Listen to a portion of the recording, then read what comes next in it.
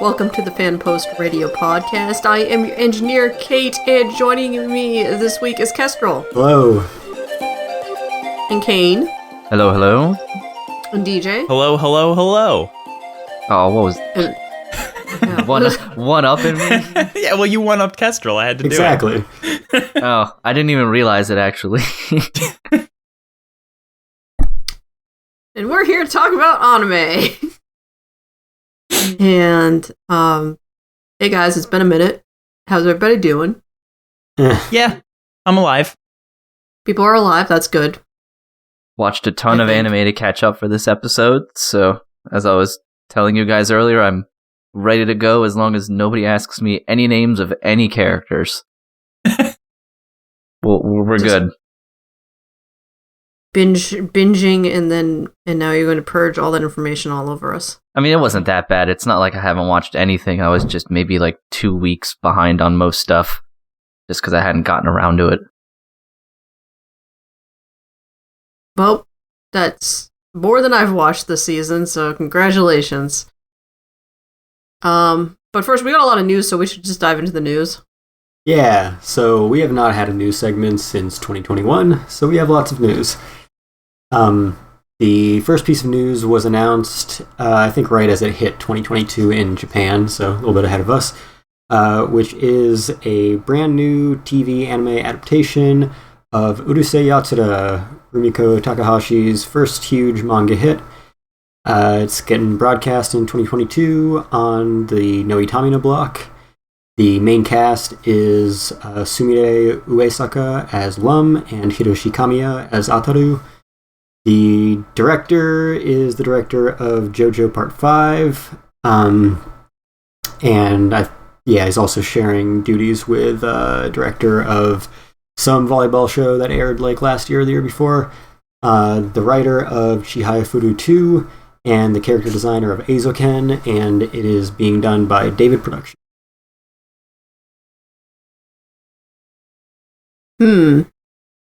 Interesting. You said the character design was the same from the person who did Eizouken? Yeah. Oh, well, that's pretty promising. That was one of my favorite parts of that show, at least, was the kind of unique properties that each character had, for the most part. Like, I love me some unique character designs and art, so I can get behind that, at the very least.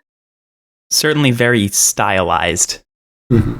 I'm curious as to the demand for this. I mean, I know that at least over here in the United States, we've been in like a remaster frenzy for what feels like the past like fucking decade.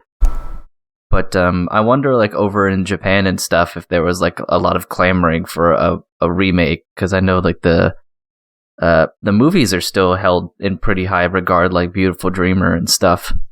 Mm-hmm. But I'm not sure if people were like, we want a remake, because remakes of things like this are always interesting to me, because since it's not objective and subjective in terms of art style and design, you can't necessarily say like the old Urusei Yatsura was bad unless it was legitimately like poorly animated. It's just an older art style. It isn't like remaking a shitty PS1 game or something into a PS5 game and everything is better. It's just a change of design and art in things, maybe some writing that can make it better or worse, but you can't necessarily say this will be like a 100% improvement. You know what I mean? Yeah, I mean, no remake is necessarily that. It's a modernization for people who want a more modern aesthetic. Plebs like DJ. Yeah, I was going to say, like me, because I will watch that, but I will not go back in time. Or stay in current time, I guess, because you don't have to go back in time to watch something that came out already. That's true. I'm not going to go and watch Urusei Yatsura. That's like not a thing that I have any interest in. But yeah, this will be interesting to see, just based off of the property it comes from and like the character designer and stuff. So I'll keep an eye on it. Yeah. Next piece of news. So you may remember that Funimation got acquired by Sony, and Crunchyroll got acquired by AT&T, and then by Sony. And Sentai was kind of the only competition that wasn't owned by some big company. Viz is owned by Shueisha. You know, basically all that was left was Sentai and like Discotek, but they are a very different kind of distributor. So it seemed like eventually Sentai would have to get bought by some bigger company to stay competitive, and they have been bought by AMC Networks, bizarrely enough. And that includes all of the A-tier companies, so Sentai, High Dive, one or two others that John Ledford all started when ADV dissolved.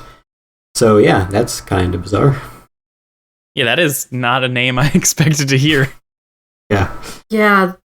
Well, I'm looking it up right now because I thought it may have something to do with the movie theaters, but apparently it doesn't. No, it's the AMC. TV it's channel. like the American movie channel or whatever. Yeah, the Breaking Bad channel. Ah, okay. No, that makes more sense. When you guys are first talking AMC, I was like, the theater people? Yeah, no. No, It would be slightly weirder. Yeah, that would be way weirder. I thought. Yeah, okay. This makes a little more sense now that it's a group that already owns like TV networks and stuff.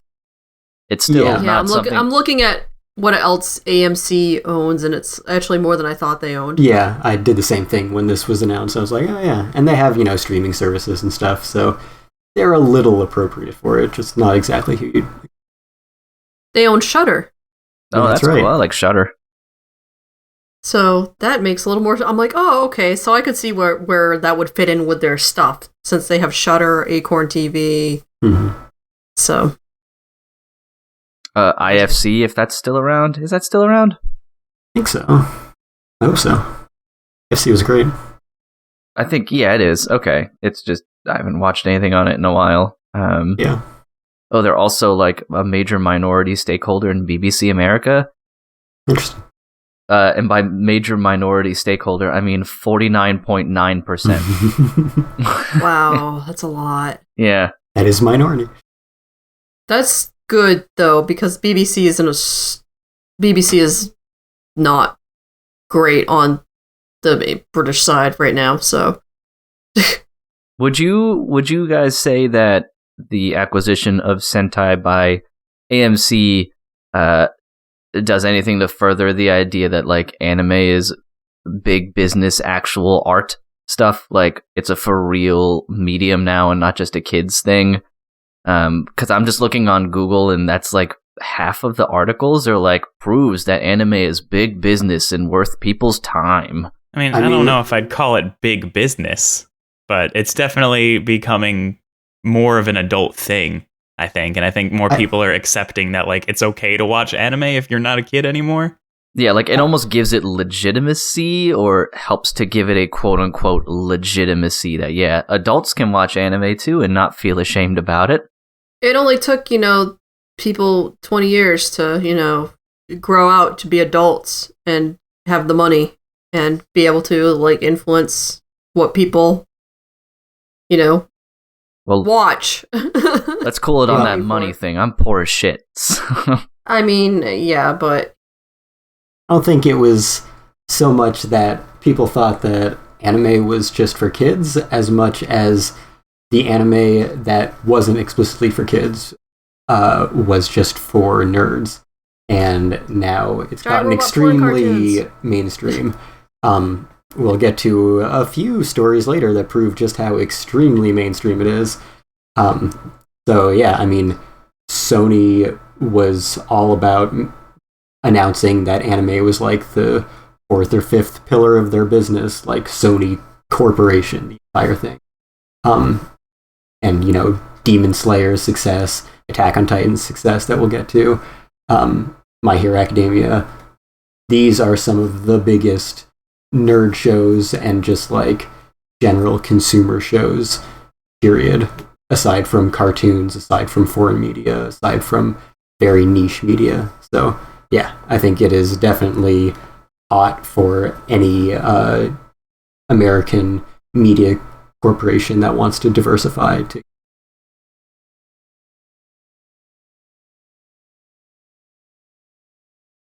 Does this do anything like this? Does this purchasing of them, I guess, change anything other than just they have a different owner? Because I guess AMC does own a lot of stuff and is relatively powerful, but I don't know. I don't know enough to think if this would, say, increase their exposure or anything like that. I mean, I could see them having. They have already done like cross promotions of like, you know, subscribe to AMC Plus and High Dive for a discount or whatever. I could see them throwing a little bit of anime exposure on their own streaming platform, like what HBO Max did with Crunchyroll, which will obviously end when AT&T no longer has that connection.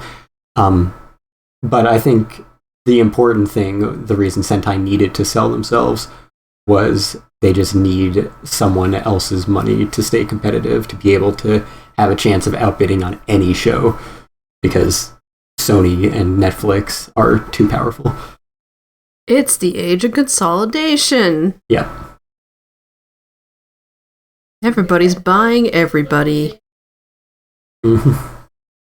Speaking of, the next day it was announced, this is pretty minor, like nobody really knows about these companies, but Cinedigm acquired digital media rights, which has like 10 anime streaming services, Asian Crush, Midnight Pulp, Retro Crush, a bunch of others. So yeah. Oh, I remember those. Yeah, the company that owns all those has been acquired by Cinedigm the day after Sentai was acquired by. So I forgot Cinedigm was a thing. Yeah. They did a few anime releases in the past. Yeah, I haven't heard that name in a while. Mm-hmm.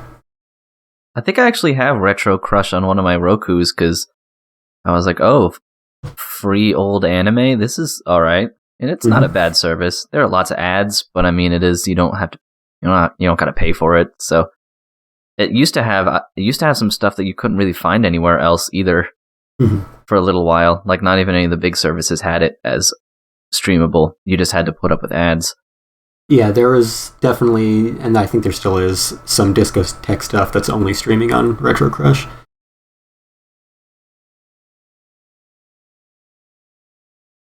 Indeed. Alright, next piece of news. Satoshi Mizukami's first big manga, Lucifer and the Biscuit Hammer, has finally gotten an anime announced. It's going to be airing this summer. He is also writing the anime adaptation.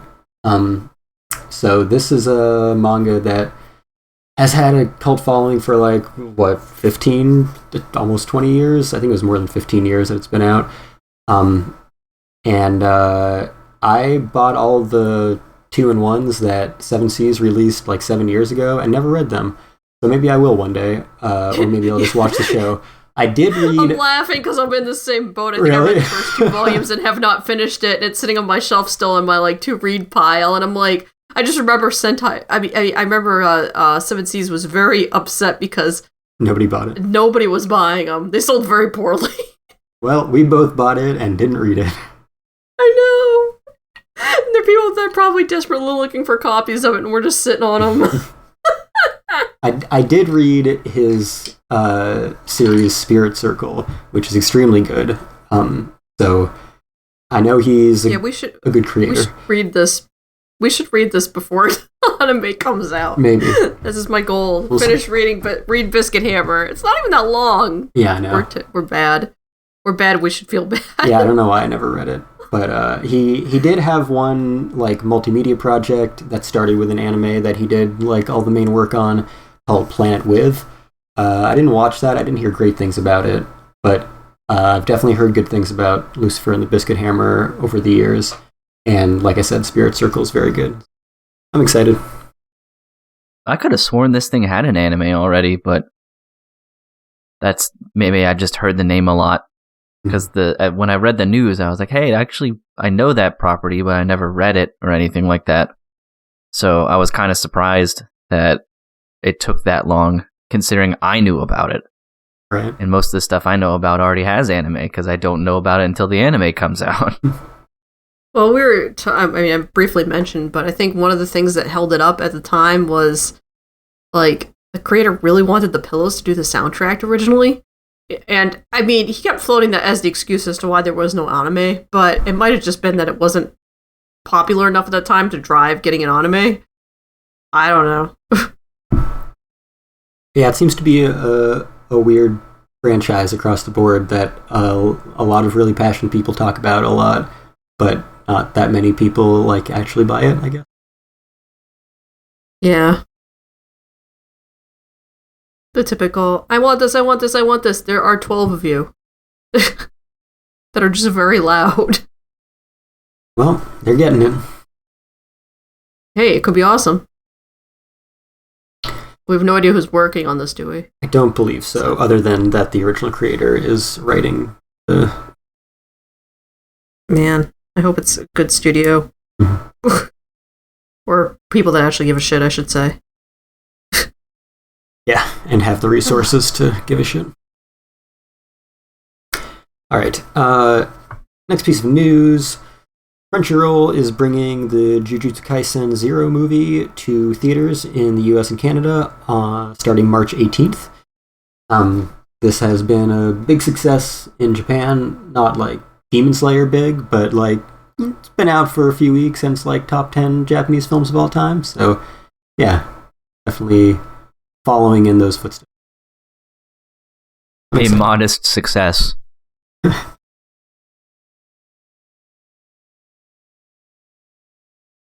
All right, I'm gonna read these in order that groups them together better. So, back in I think September, it was announced that there would be a new Gundam TV series, the first like real new series like that since Iron-Blooded Orphans started 7 years ago.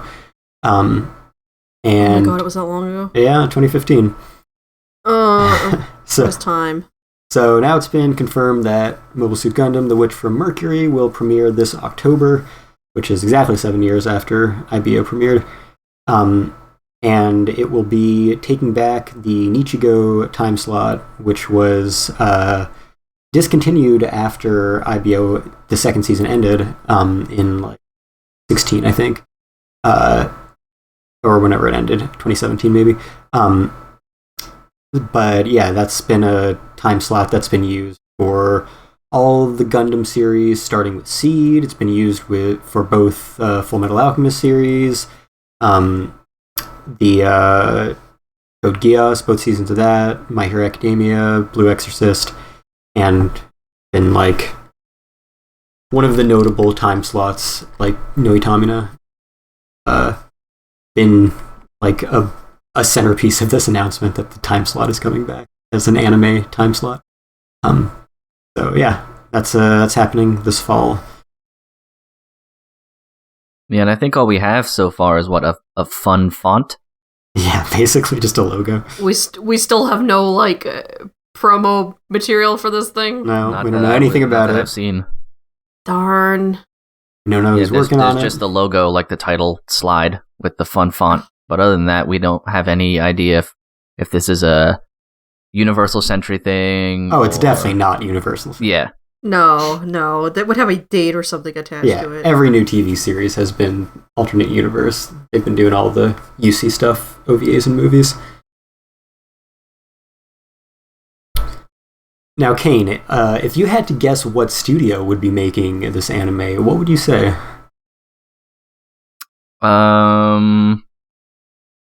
I mean, I want to say something dumb like Silverlink or something. But I honestly couldn't tell. I mean, I could just go through the names of the big ones that I remember until I got it right. Cain, what studio has made every Gundam property ever? I know the answer to this. What's the answer, Kate? Sunrise. Oh. Sunrise. Wait, I knew that. Oh. That count. Oh, yeah. For some reason, I blanked. No other studio has ever touched Gundam. Yeah, for some reason, I blanked and thought Sunrise didn't count because I think of them as like an all-in-one big company. For some reason, like I don't think of them as a studio. So no, yeah, okay, I was wrong. I was just gonna go through like, Studio Wit, Silverlink, JC Staff. Anyway, over and over. The punchline was, no, it's not Sunrise, because Sunrise doesn't exist anymore. Yeah. Sunrise is being rebranded, merged with all the other Bandai Namco studios into Bandai Namco Filmworks. And the logo is just a boring-ass font that says Bandai Namco. It doesn't even say Filmworks. That's depressing. The name is boring, too. Not like Sunrise had a great logo. It had a really shitty logo, but it was iconic. I mean, the Haro in the animated logo, that's classic. Yeah, that's pretty iconic. Yeah. Oh, yeah. Well, okay, yeah, yes. But I'm thinking of their, just their... Anyway. Yeah. I just don't see them doing anything fun with this Bandai Namco logo. It's just like the words there. That's kind of weird. Yeah, I guess they're going to keep Sunrise as a brand. Like, it'll be a product line, brand name, so to speak. But other than that, yeah, they changed to the most boring corporate name they could have possibly come up with. Yep. I was wondering if you were going to mention anything about that. I imagined you were. Because, yeah, other than it sounding dull, it's a little lame, but yeah. Yeah, it's just like one of the most iconic, long-running, prolific studios of all time. It just feels wrong for that to go away. Yeah, why?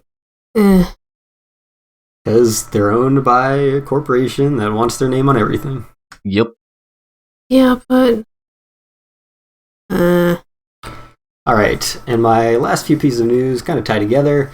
So going back to what we were saying about how mainstream anime is, so there's this company called Parrot Analytics that measures the most in-demand show each year. So for the past 2 years, it was Game of Thrones. Before that, it was Walking Dead. For 2021, the most in-demand show period was Attack on Titan. Yeah, that makes sense. Yeah, I'd believe that, sure. Hell yeah. Similarly, the Attack on Titan, the final season, part 2 opening theme, the minute-and-a-half cut for TV, reached #1 on the U.S. Billboard Hard Rock chart. Okay, that I didn't see coming. Yeah, a week before the full version of the song was even released or heard by anyone. Weird. I don't like that song. Really? Yeah, I'm not a fan. Interesting.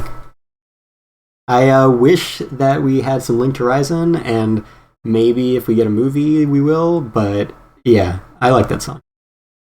It's not bad. I don't know, maybe I'll feel the same way I did about the first opening, where I hear it at first and I'm like, this isn't good at all, and then it grew on me like a lot. Yeah. So maybe this is one of those situations. I like the animation for the opening a lot. It's just the song, I'm like, eh. You mean the first opening theme from the first season on Taiko Drum Master, and it's pretty fucking dope. Yeah, it sounds like it'd be dope. I have it on I got Clone Hero, the Guitar Hero remake, and I have it on there. It's less fun on guitar.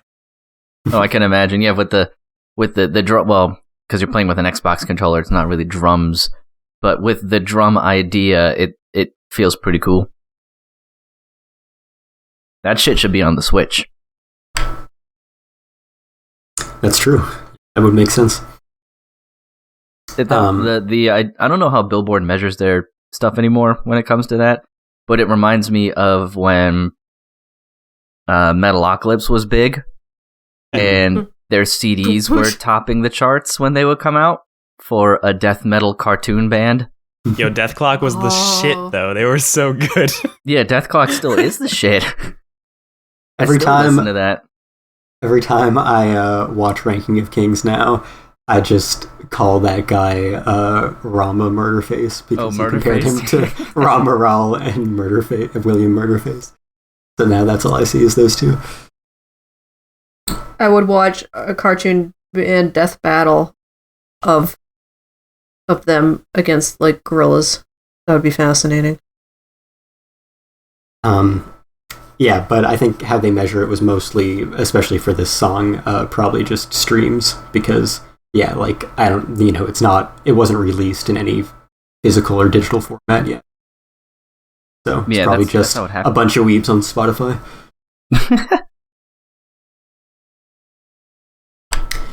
And yeah, so then also the Anime Awards happened, except not really, because they didn't have any sort of show at all, which is an incredible improvement, because those shows were getting just more and more painful every year. The first one really wasn't that bad. Like, it was, that's how I think they should have kept doing it. And then it got progressively more ridiculous. Yeah, the one last year, I was like, this is one of the cringiest things I've ever experienced in my life. So even if they had one, I wasn't going to watch it. But thankfully they didn't, and they just shit out the list like we wanted. So yeah, that happened. Attack on Titan was Anime of the Year. Good. I don't know if anyone has any other thoughts on any of the winners. I didn't even notice that they came out. I saw Best Boy. I saw David Wald won Best Male Actor, which is cool. But other than that, and other than Best Anime, I have no idea who won what. Boji's on his throne. Best Boy won Best Boy. Yep. All's right with the world. It's the only one that fucking matters. Yep, Best Boji. Wow, there are a lot of categories. I forget. Yeah. How many categories there are. Yeah, I did my picks Some of them as usual. are weird. Did they figure out what protagonist means yet? Okay, so here's the thing. At this time, I kind of give him a pass because Attack on Titan, the final season, truly has an ensemble cast. Yeah. So putting Eren Yeager as both best protagonist and best antagonist is a pretty controversial move.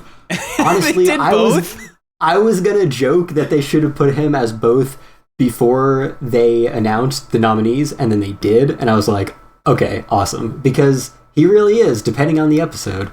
I can kind of get it.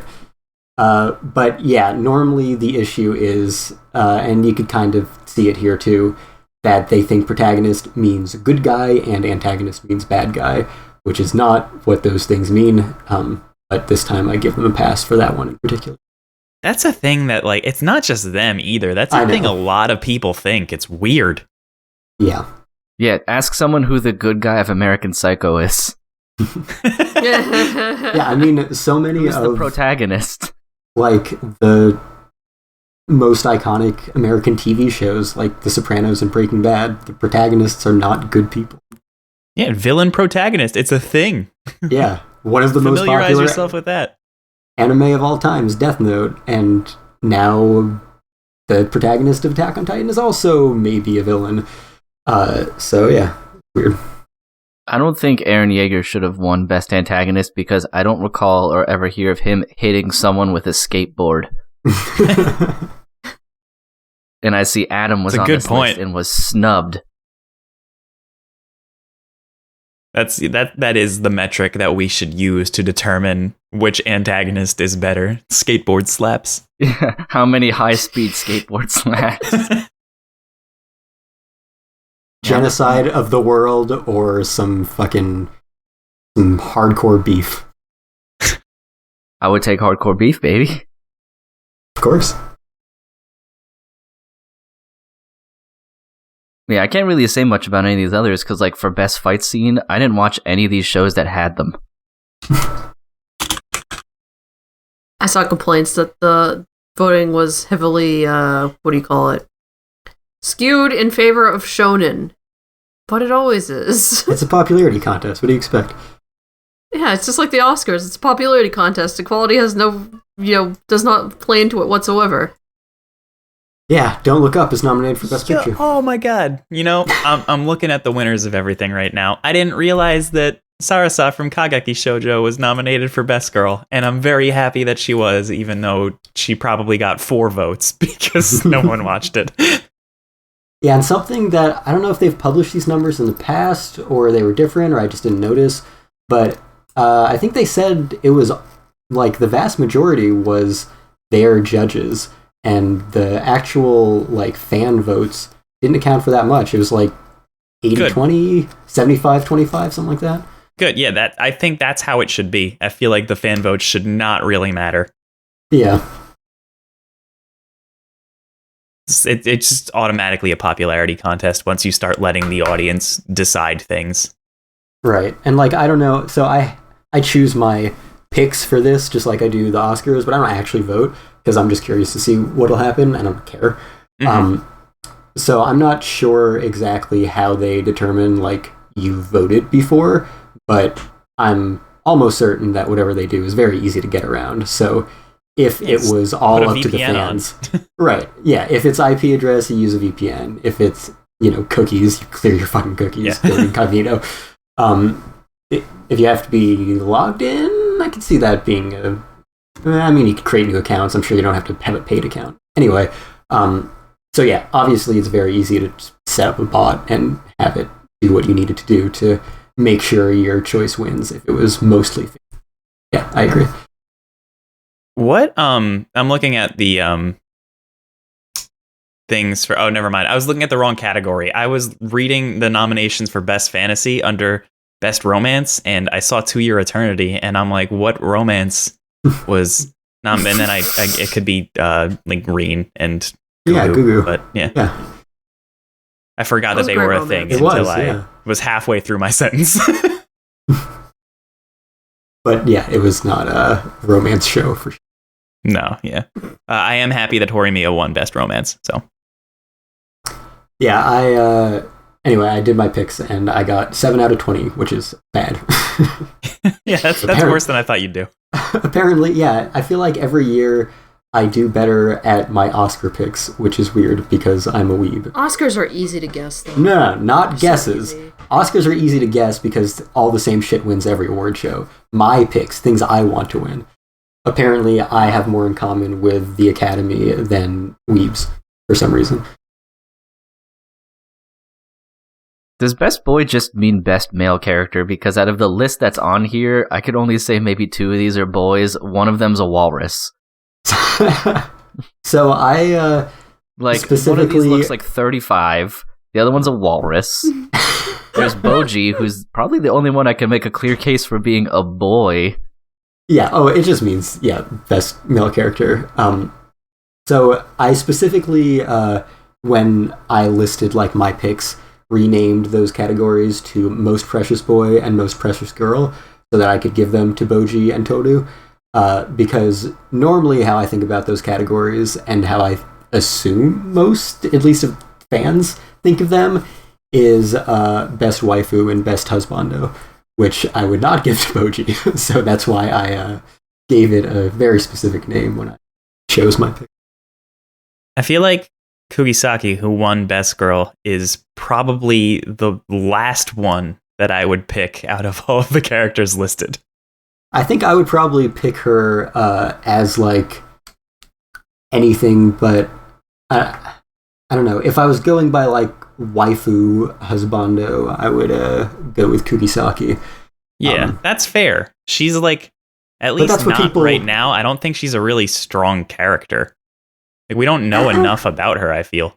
I think she got some pretty good development, especially at the very end of the She had like a season. couple episodes that like had some backstory and then did like some badass stuff, but like I don't really think she's well developed at this point because I don't really know anything about her. Yeah. And she hasn't really grown either. She's just kind of like a cool person. Yeah, I think she's always been very cool and very likable. I think she grew a little bit, and we got to learn a little bit about her and saw some development at the end of the first season, but I agree there's a lot more to her that we still have to see. Like, later, I imagine she'll be a really good character, because it feels like the series has depth, but right now it's like, I feel like there are a lot better picks. Like, even of that category, Vladilena from 86, and I fucking just don't like 86 at all. I still think that she was better. Sorry, I was talking over you because you cut out on my end. Oh, sorry. I was just, where did I cut out? Because I was saying, I didn't like 86 at all, and I think Lena is a better character than Kugisaki, just based on what we have so far. Fair. He's definitely more developed. But yeah, I think Best Boy had more competition. Like, and yeah, obviously, if I was going with a husbando, I would not go with Boji. I would go with, like, I don't know, Senku. The Walrus. Odokawa is pretty great. Miyamura is my girlfriend or fiance now. Her favorite male character probably ever. So I'd have to vote for him. Is that why you wanted to voice him? No, I wanted to voice him because I know I'd be fucking good at it. Because he's just... It's like, that's my dude. Like, I know him. I can do the voice. It's like, ugh. I could have done it. But, alas. You could by the probably way, voice Boji. Could I? Isn't he mute? Oh! That's all you have to do. By the way, Funimation released something today that was like their 2021 anime in numbers, and I really love stats, so I thought it was really cool. So go check that out. I think, yeah, I just thought of it because I think Alejandro Saab had like the most lead roles of any English voice actor, voice actress. Jeez, really? I think so. Of Funimation stuff, anyway. Yeah. Damn. Yeah, numbers. I love me some numbers. Yeah. Anyway, that's news. Neat. Nice. They say, well, I guess it's time to talk about the season finally, correct? Yeah. Alrighty. Let's see. I gotta find you guys' lists again. Because I think we have a couple things in common for the most part. There we go. It's a pretty slow season. This is the least I've watched in a long time. This might be the least I've ever watched. Can we talk about Demon Slayer? Sure. Only because I think I'm going to have some popular opinions. Before that, I just want to know, Kate, have you watched anything? I watched one episode of Requiem for the Rose King. Excellent. I had plans to plans to review that, and the Kate curse has struck again because the adaptation is crap. Just like better things. Yeah. So anyway, the manga is excellent. Everyone who watches anime is watching Demon Slayer, at least. Talk about. I also watched the first episode of Requiem for a Rose King and dropped it pretty quickly. Nice. So they did that thing where they cram 4 episodes into the first 4 chapters into the first episode, nonsensically. So you had a character building a sundial at night. Yeah, it moved very quickly and tried to establish like an entire universe in 20 minutes. I think the One Kingdom won a war, lost a war, won a war, and lost a war in one episode. But my bigger problem actually with that was just I didn't like how nobody had a face. There was no animation. Yeah, there was no animation, and it didn't feel like a stylistic choice. It felt like a budget choice and a time choice. Because I get not putting facial features on people that don't matter in scenes that you're just trying to get the focus on the people who have faces, because that's where it's important. But these were scenes where important things were happening. Important characters just didn't have faces. Which is a really weird choice outside of they just probably had to crunch and didn't have budget. It's bad. And the people that thought that was a good way to adapt this should feel bad. Go read the manga. The manga's great. I'm sure they had the translation of the manga is great. It actually sounds kind of Shakespearean, but not like overwhelmingly so. I believe that. I agree with you that it's bad, so at least there's that. But, Kate, you're also watching Boji, right? Yeah, but I'm watching like the English dub, which is I don't know how many episodes behind. What episode are they up to in like the show? Which just aired today, 17, I think. Yes. Yep. So I think they're like 6 episodes behind or something. So technically, you haven't seen any of the winter 2022 episodes of. No, I don't think so. I don't think I'm there yet. No. I also haven't watched it for the last 2 weeks, and they put out like a new dub episode every week. I think. So yeah, I think the last episode I watched was 8. Right behind. So yeah, that's a lot behind. Indeed. I think they're probably up to 10 though, but I'm just behind. When we talk about it, then I'll try not to spoil anything too hard. You may have to just describe where that is, because I can't remember where episode 8 is. He was training with the guy Despa, and yeah, we don't know what his weapon is yet. Okay, gotcha. I mean, I do know what his weapon is because I've seen pictures, but they haven't told us. Okay, cool beans. Not spoiling things for listeners is also a good.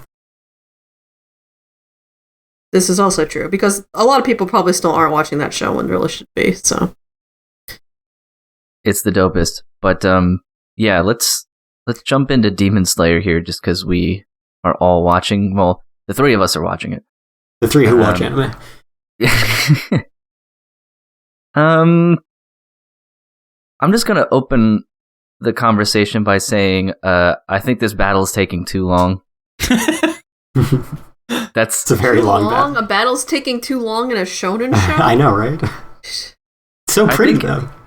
It is pretty, but I think I was trying to gather my thoughts when I was watching it to try to accurately portray how I feel about it, because it does look very pretty, and the hype parts can still get me hyped, but I guess when you have Tanjiro saying things like, I can't move anymore, but then he proceeds to never mind, Hinokami 6 Kagura. episodes straight. Yeah. When he keeps doing that, and then we have several fake death fakes and multiple main bad guy boasting soliloquies, that I'm glad this last episode's going to be a double length, and I'm hoping most of the battle is solved relatively early and the rest is an epilogue. Because depending on where you decide the battle started, the battle itself in here is longer than the movie now. Mm-hmm. It's 8 episodes now, I think. 6. It's a little bit over 2 hours. Yeah, most of the core has been one battle, yeah.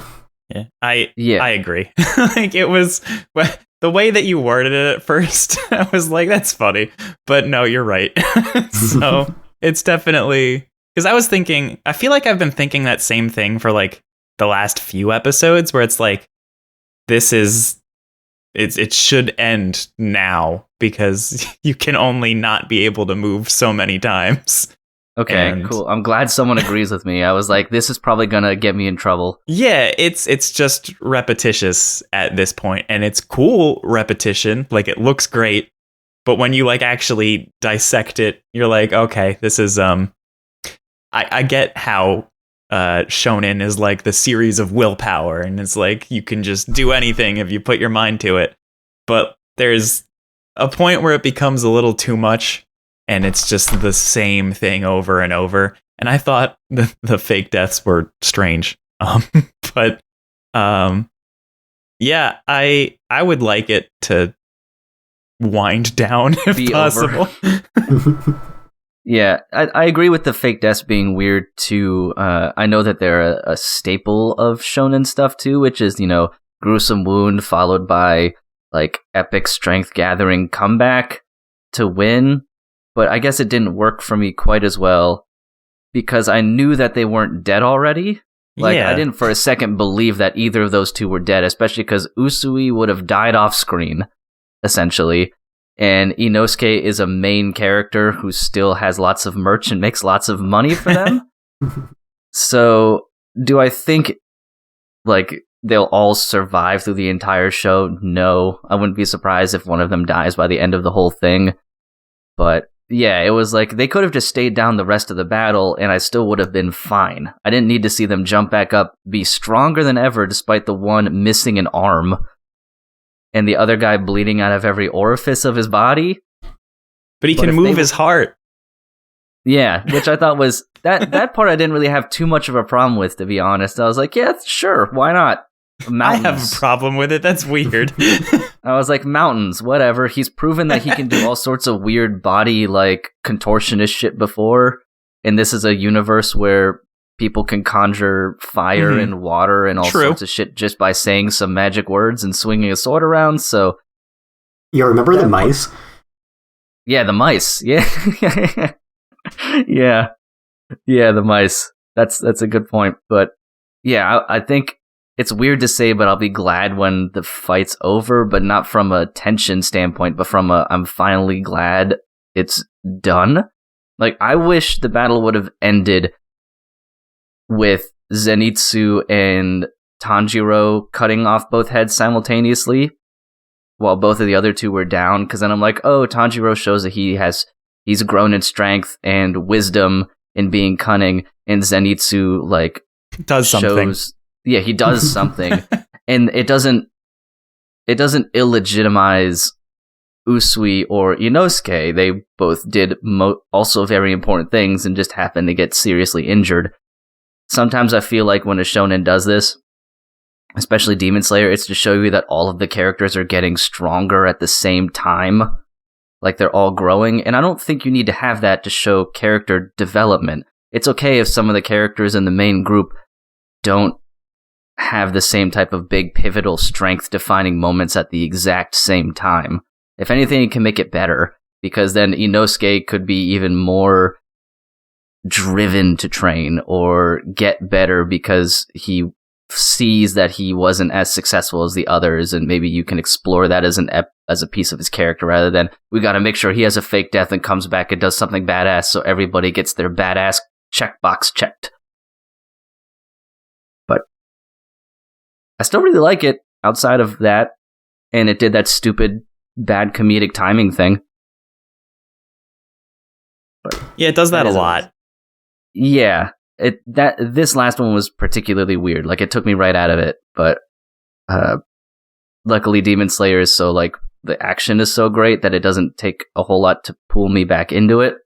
But the comedy stuff definitely took me out. Kestrel, what do you think of all this? So, it is the most shonen, and I like that.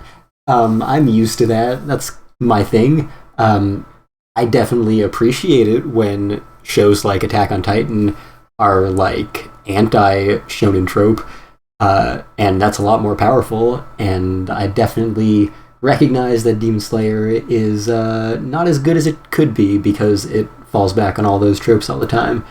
But as someone who is fine with those tropes, I still love it because it is like the best looking any TV show of that genre has probably ever been. And this last episode I loved. Like, if it wasn't airing the same day as a masterpiece of Attack on Titan, I'd be like, holy shit, that was one of the best episodes I've seen in a long time. I think it's great. I think it's a great show. But yeah, it drags its great episode or two across a few months. But like, I can spend 2 months watching a battle. I've spent 2 years reading and watching a battle in One Piece, and it's great, and it's one of the best manga.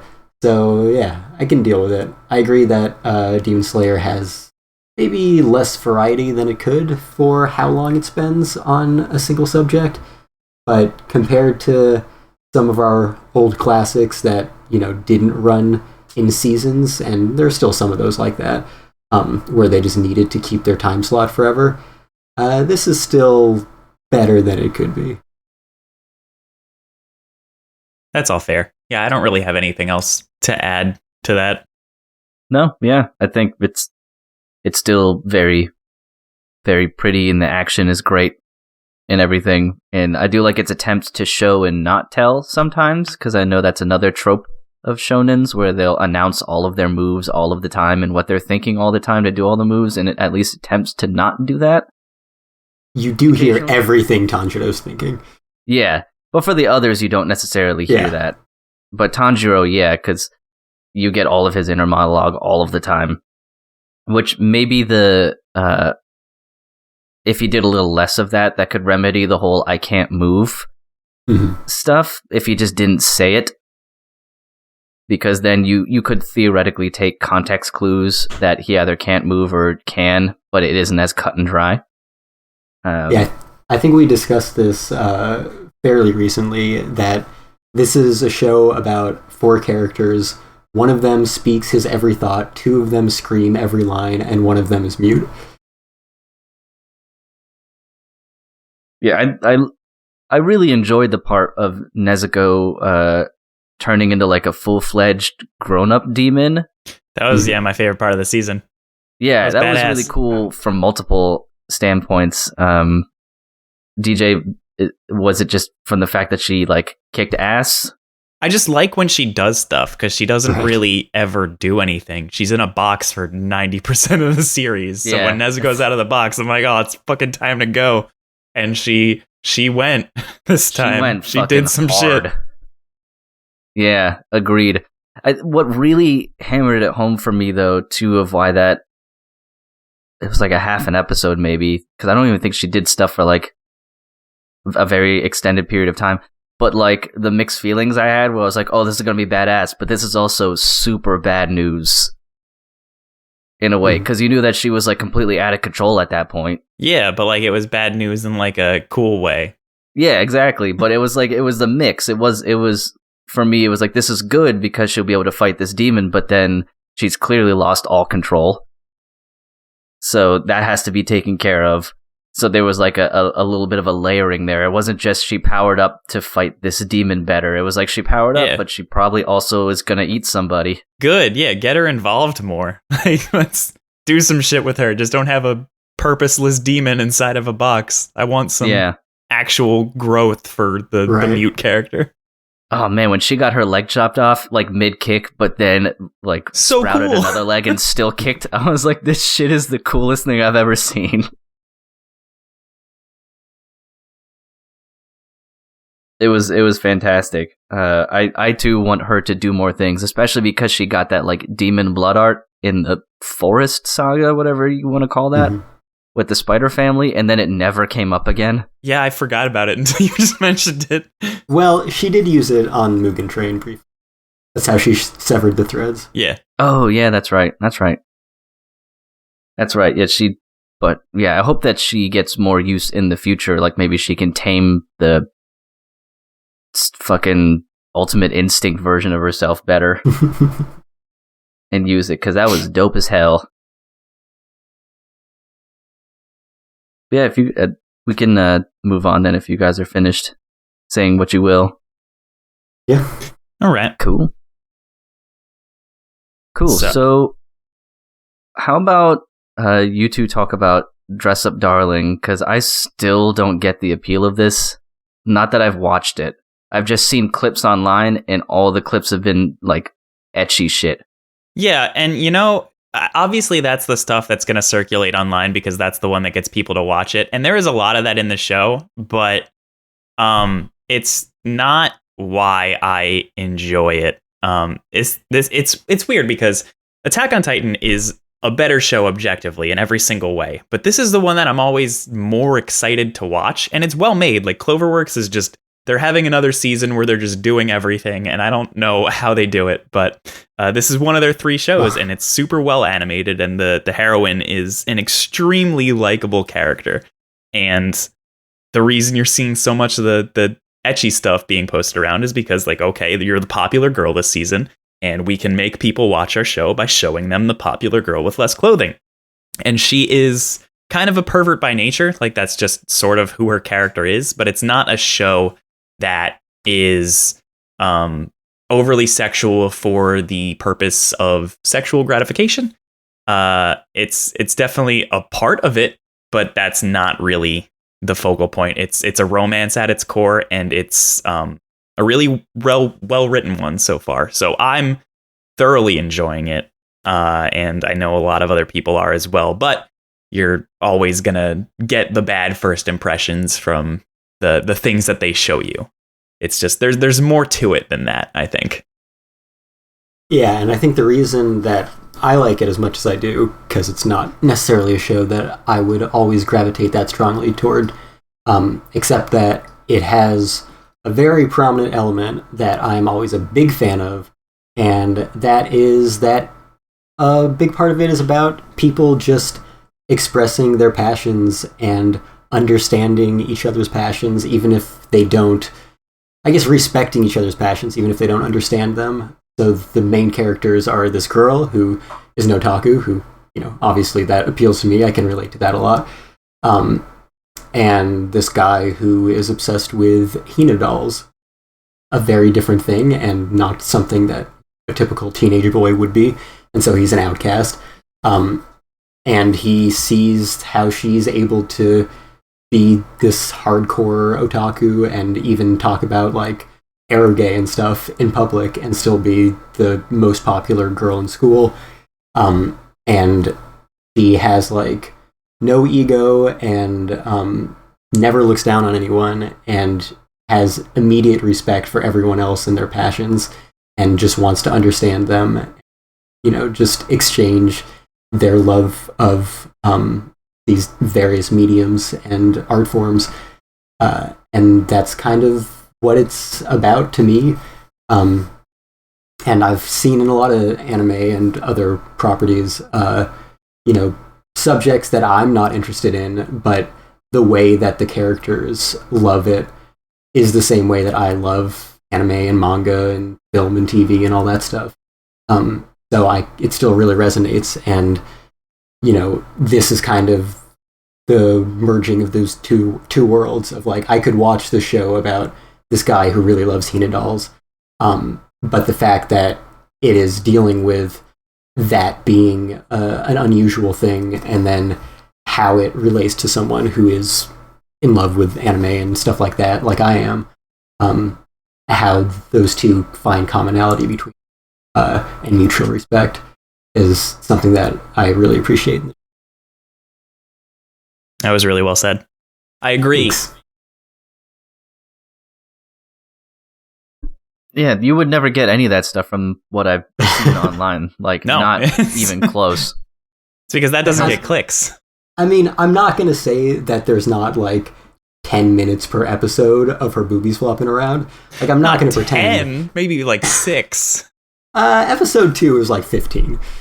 Yeah, okay, episode 2 was. there was a lot of it in that one. I'm averaging here. She was like getting dressed for half of the episode, so. Like, one time? Yeah. Wait, what? Well, like, So the she's show getting is- measured for her costume, and Yeah. so it's like, oh, we're gonna give you gratuitous shots of me measuring every single part of your body. Right. So this guy makes Hina dolls. His grandfather is professional at it, and he is passionate about it and wants to do it for a living. So he's used to making, very intricate clothing for very small women. And he comes across this girl who really wants to cosplay, but is really bad at making clothes. And so they form a partnership, and he's going to make human-sized clothes for her. So that involves a lot of him measuring her nearly naked body for a long period.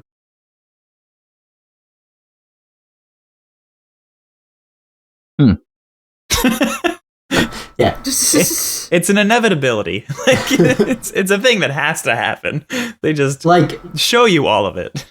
I think it would be naive to pretend that they're not making a point of spending a lot of time and a lot of very well-chosen shots to get that appeal across. But there's other good shit. Yeah. It's definitely part of the show, but it's not the main part of the show. Yeah. Interesting. Yeah, it was just I know you had told me before, maybe even both of you at one point, that It was me and Brandon we're talking about. okay, yeah, that it was really good, and I thought you guys must be fucking joking. No, it's Based like on- genuinely a good show. Yeah. I mean, if you guys both like it, I'd believe it. I'm, Mhm. considering for the most part bad stuff gets dropped except for one particular show I see on each one of your lists that we're definitely going to have to get to. Which is I mean, it could only be one thing. Yeah, it can only be one thing. If you compare your two lists and see your dropped versus Kestrel's rankings. Obviously, Cain does not think Attack on Titan is a bad show, so it has to be Akebi. Oh, okay. Yeah, I guess I just misunderstood. Are we was that the segue? Are we talking about Akebi now? No, and actually that wasn't what I thought about No. either. Okay. Wait, what other show have we both not dropped? Well, DJ dropped Sasaki and Miyano at a 5.5, and you have it as a B. Oh, okay. Yeah, we so can you like it, and Kestrel didn't like it enough to drop it and gave it a 5.5, which is decidedly not a B. This is more of a genre thing for me. It's a BL show. That's not a genre I normally go out of my way to watch.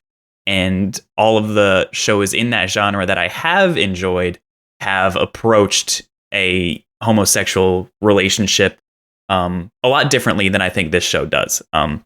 The kind of BL that I'm into is stuff like Dokusei or even Given, which I wasn't crazy about, but I still appreciated it for what it was, where it approaches everything in a really artistic manner and sort of shows you the realities of homosexuality.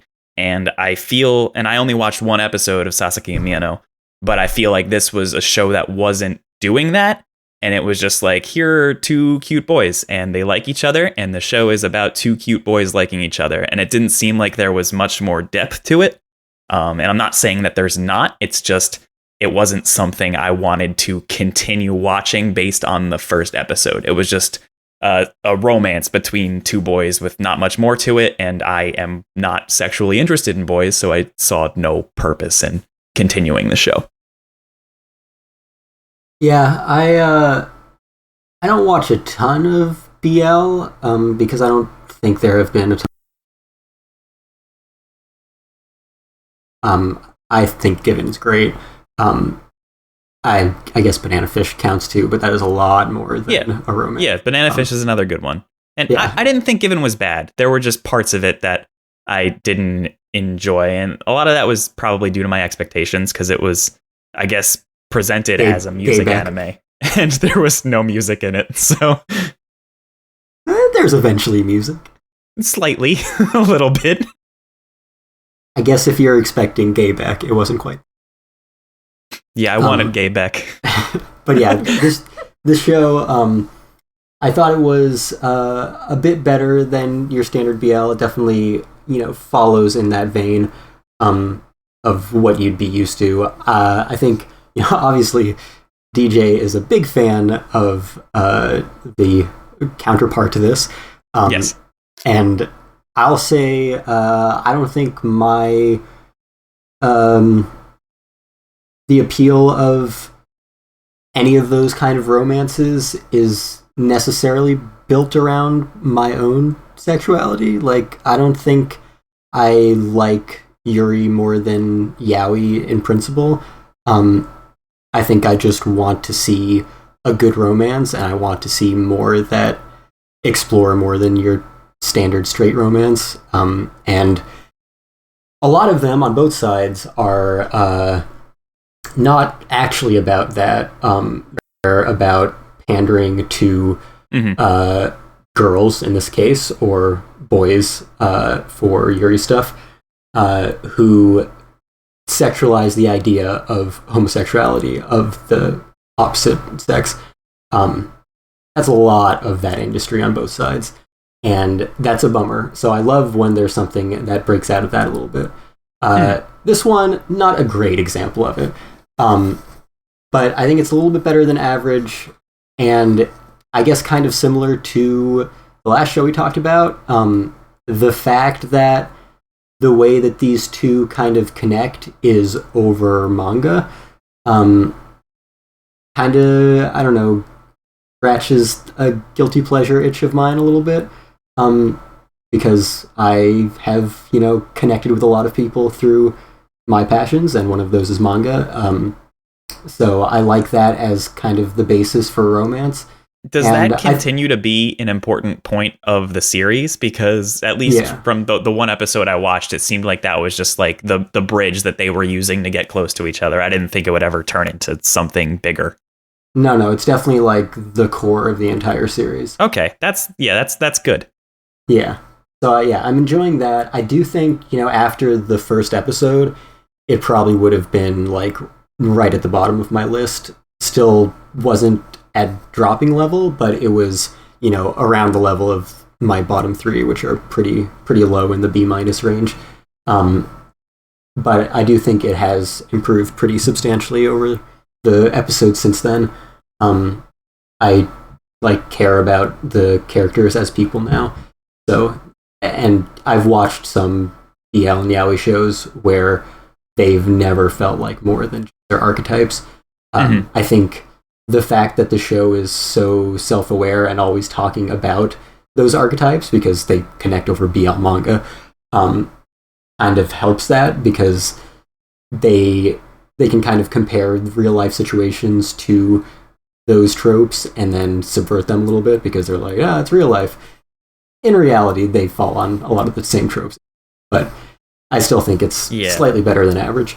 Okay. Yeah, that was my main worry with the show. I thought it was just going to be another like archetypical yaoi romance type thing, and I was like, I don't really want to watch something like that. So I'm glad to hear that it's not that for the most part. Mm-hmm.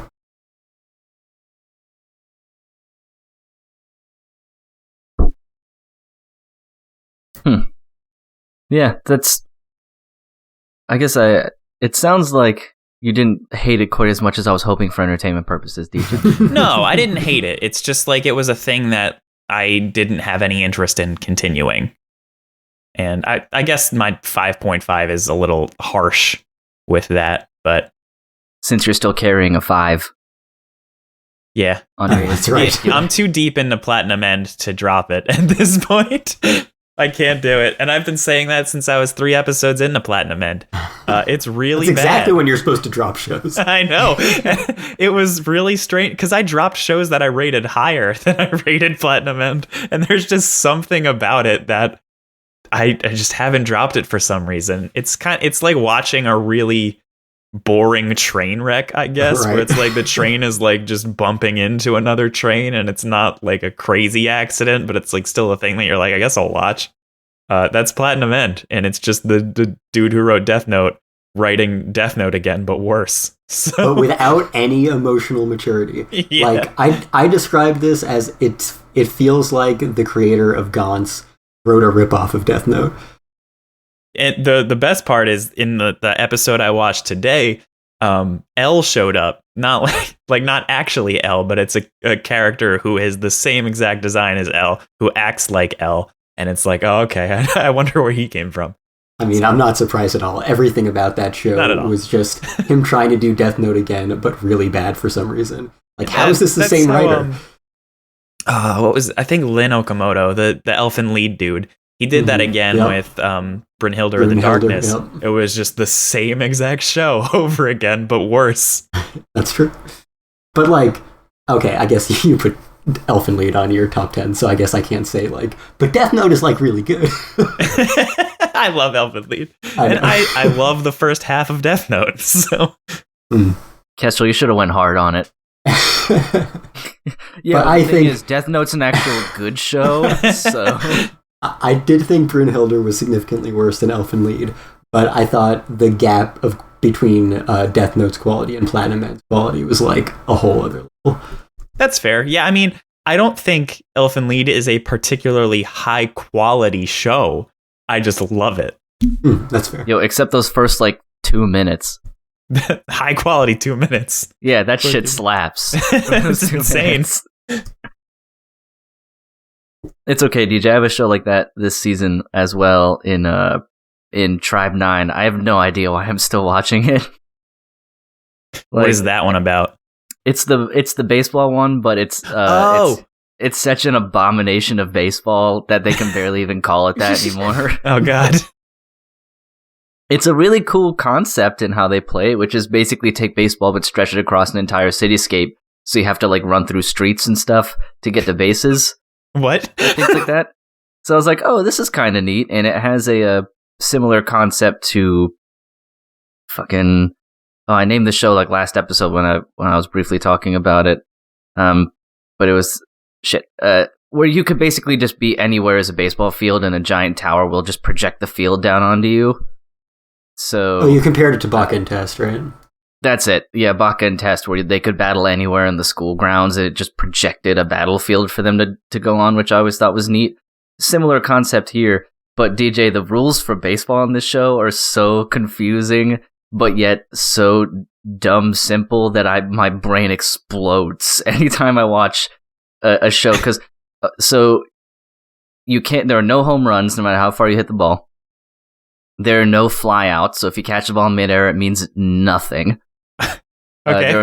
There are no force outs at the base. The only way to get out is to be tagged, and by being tagged, I mean punched in the fucking face.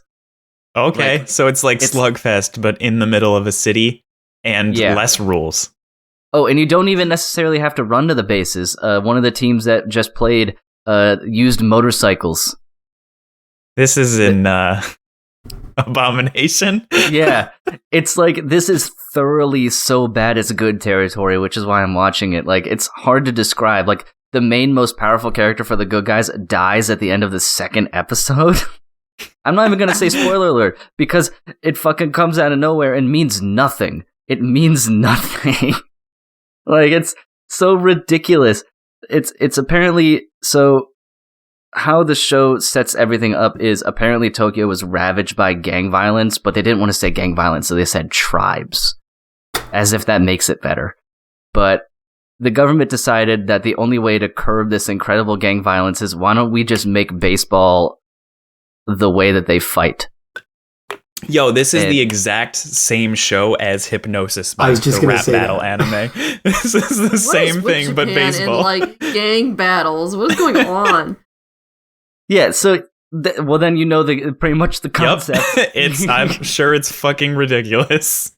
Yep. And this is the Danganronpa character designer. It looks like. Yeah, it is. That's the first thing I noticed, and I don't even watch Danganronpa. I was just like, this looks exactly like Danganronpa, like the face design and the hair and everything. I don't like that style. Like, I get it, and it's stylized, and a lot of people enjoy it. I just don't think it looks good. Yeah, and it's filled with all the, like, stereotypical kind of sports shonen character tropes, like the big soft guy who does the cooking and is kind-hearted, he even has a flame red haircut, like, super passionate guy who's, like, he has integrity to a fault, but he's stupid and doesn't think in crafty ways to win ever. And then there's the meek kid who has a secret hidden ability that we don't know about yet. And, like, it has all of those, and they're all on just the one team. And then the catch is, the winner can make the loser do anything, including killing themselves. Oh, no. I like how their solution to gang violence is to have them play baseball, and then the winner can just make the loser kill themselves. Yeah, because that's what the main villain's been doing, is that if they don't do it themselves, he basically murders them. Like, in winning. So the baseball is really just a thin veil over gang violence. But I can't stop watching it. I just can't, because, like, what are they gonna do next? How did they get motorcycles as approved cleats? Oh, it's because they took their shoes off. That was the reason. The reason that the motorcycles were allowed to be used is because they just took their shoes off. That makes complete sense. Yep. It was like, they're approved cleats, because all I got are socks. It was so Have they tried ridiculous. that in the MLB yet? They should. Cleats are overrated. I should not see a rule that says no motorcycles. Let's get Harleys out here. That'll revitalize the MLB. Fuck running.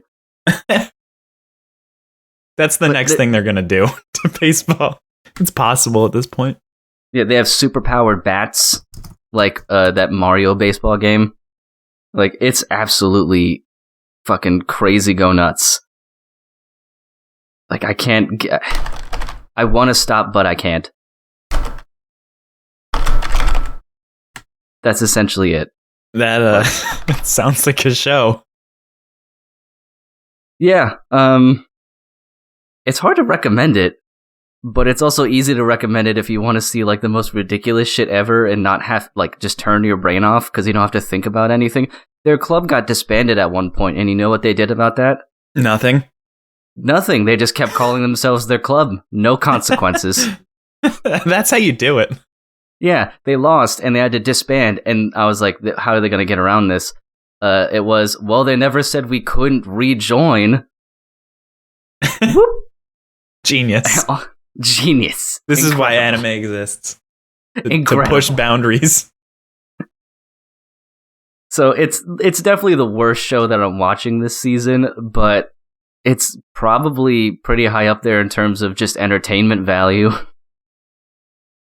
Yeah, it sounds like it.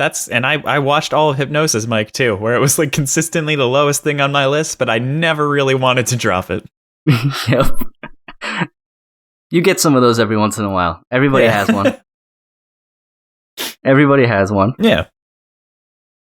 But we can move on. I bitched about motorcycle baseball for long enough. But God, I can't wait to see how they escalate this any more than motorcycles. I hope it's like fighter jets or something. But we'll see.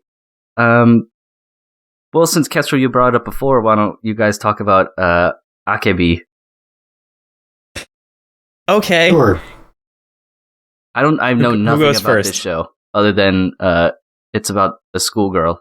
It's about a schoolgirl who lives in the country, and she has always wanted to wear a sailor uniform, so she decides to go to the school that her mom used to go to, where they would wear sailor uniforms. And so she has her mom make her this uniform, and she gets all excited, and she goes to school. And when she gets to school, she finds out that they don't wear that uniform anymore.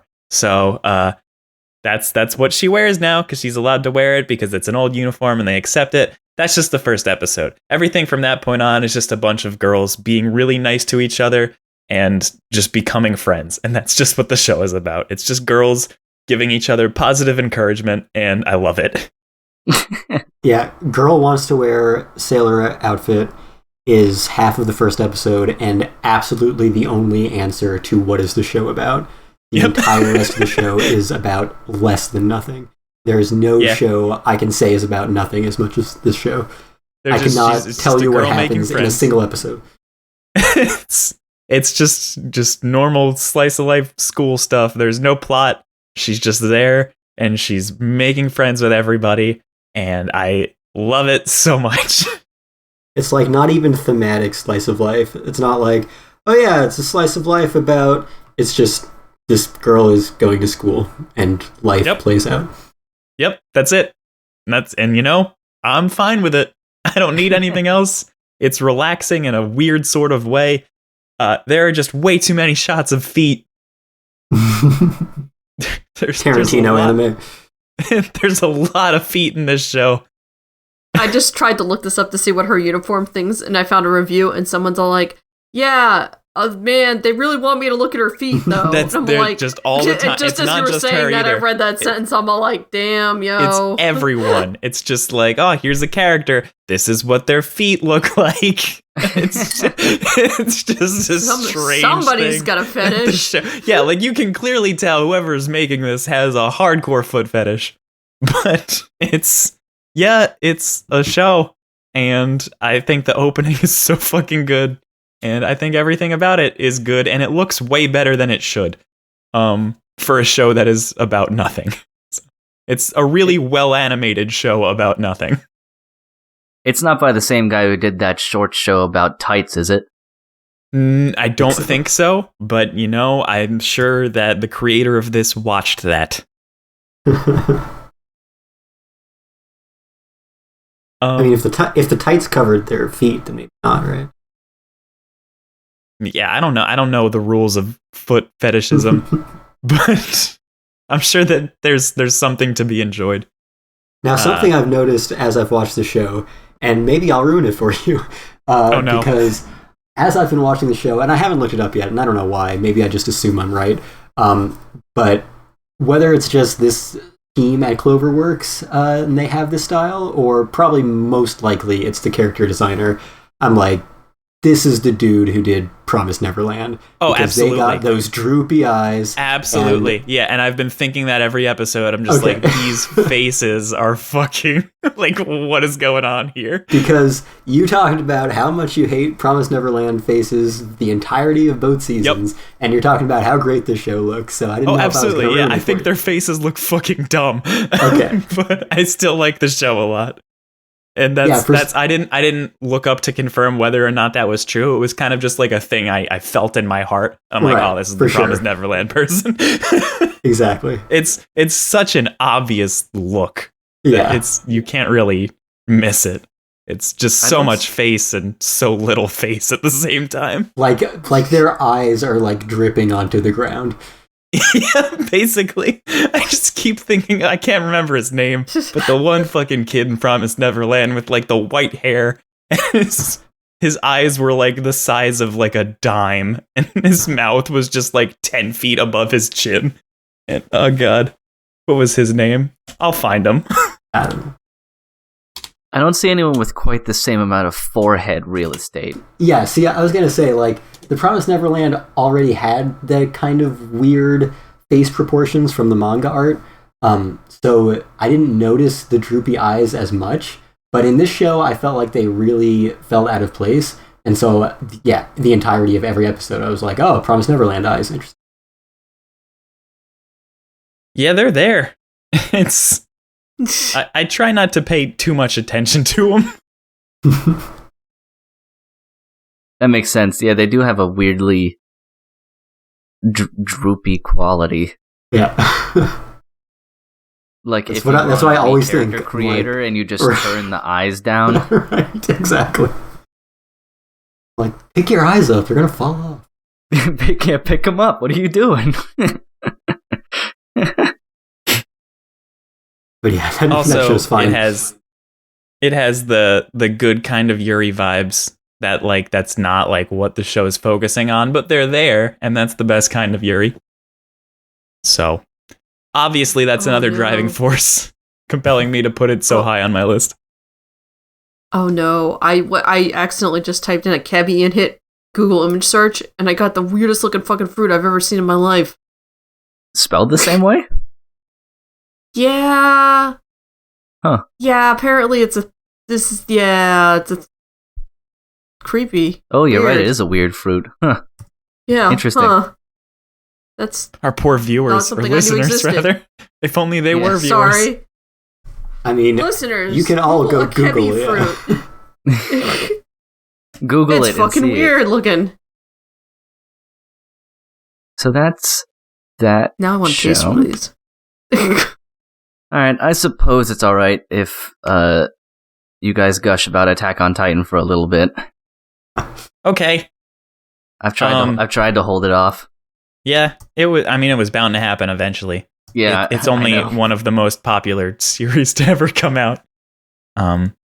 It's getting really fucking weird. Like really weird. Like a lot weirder than I thought it would get. But it's like a good kind of weird. It's definitely interesting. It went in a direction I wasn't expecting it to. But it's made for some really fucking good action and really intense suspense. And I have no idea where it's going. Yeah, all I do with my life at this point is gush about Attack on Titan. It's just the fucking best. Like, the last 3 episodes, every single one in a row, I've been like, this is just one of the greatest episodes of television. Holy shit. And every episode just has twist after twist. Everything gets changed and recontextualized multiple times an episode in ways that you can never imagine. It all still feels so impactful. It all still matters. It all builds on each other. It all like connects back to stuff that's been set up for years, decade, since the beginning of the series, throughout the seasons. It's all so carefully constructed. Just crazy developments that all make sense, all feel earned. Yeah, extreme action and suspense and character drama and allegories with real life and just the things that art can do to connect you to the harshness and the meaningful things in reality that you don't always think about. This can have it all while having crazy fantastical bullshit and giant monsters eating each other and people eating each other and time fuckery and just everything you can imagine, and it all somehow works with like this incredibly grounded sense of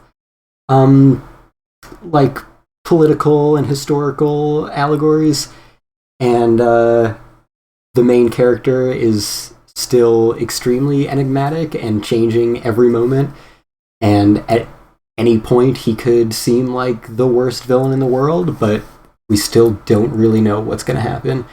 And yeah, I'm very glad I haven't been spoiled by anything.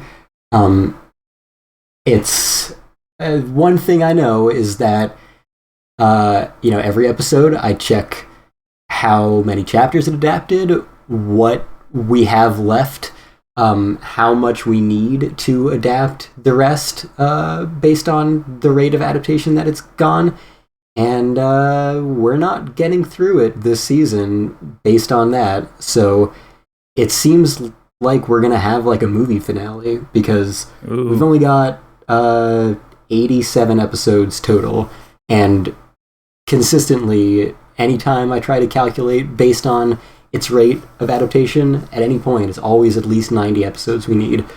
And the closer we get to the end, the more that needs to happen. They can't just rush it all at the very end. I think they've been extremely consistent with pacing, and just, yeah, everything about the adaptation, the direction, has been completely on point. I know people had some problems with the ending of the manga. I have no idea why. There are a lot of reasons I could think of people having problems with the ending that I would welcome. So I'm hoping it's one of those. They're probably like the same people that were saying that it's like a pro-fascist show or something. I mean, yeah, if that... Because, like, I'm sure, like, I've made my own ideas of why people say they don't like the ending, as someone who also has no experience with the ending or doesn't have any idea what's going to happen. But, like, there are certain things I can see happening that people would be like, oh, it's bad, that I think would be good.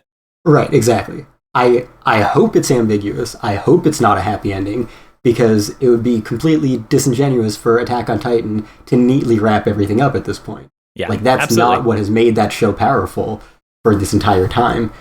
It needs to be warts and all the entire time. You need to have those scars of trauma carry these people for generations, for decades, for centuries. That's the story of Attack on Titan. Things can get better, but yeah, you need to have a rough ending, I agree. Or else, yeah, absolutely, it doesn't work.